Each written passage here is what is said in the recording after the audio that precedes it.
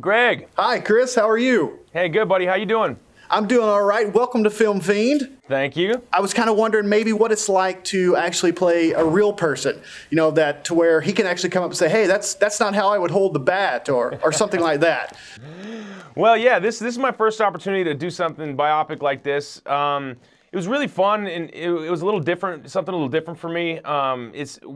What's nice now is through the internet, you can watch, you know, hours worth of video footage of the person that you're playing, which is really helpful in terms of kind of creating the physicality of a character. That was really nice, and I was nervous because I knew he was going to be there and I was going to meet him, and you know, this is a professional baseball player, and they have the reputations of being, you know, they'll rib you and give you crap, and I'm gonna tell you something. He could not have been nicer. He made it so easy on me.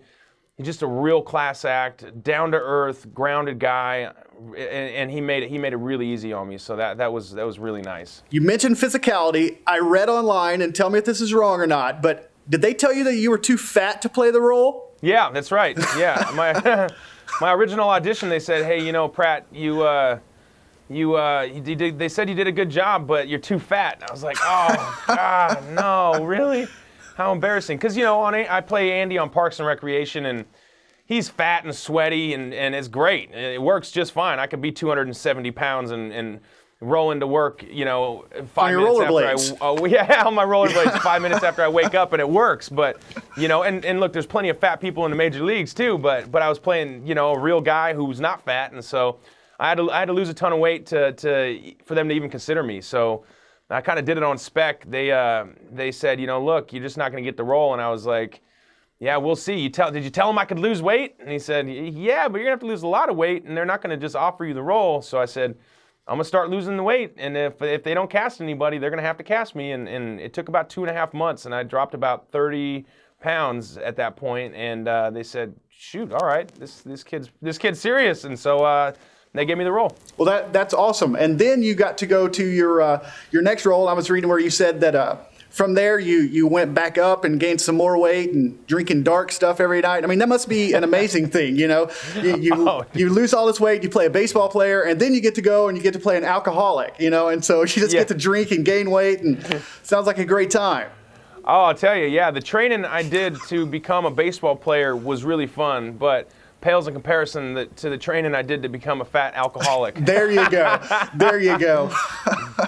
So I know that the shooting schedule for like Parks and Recreation television is going to be a lot different than when you make a film. It seems that what I've heard is like the film is more laid back. You've got a little bit more time and things like that, where television is, you know, it's on the go. You're making more episodes and everything that's going up like that. In your free time that you've got, is there like a certain movie or anything that you could just watch over and over again? Oh, man. Oh, God, that's a great question. I could watch Dumb and Dumber over and over again. I could watch Groundhog Day over and over again.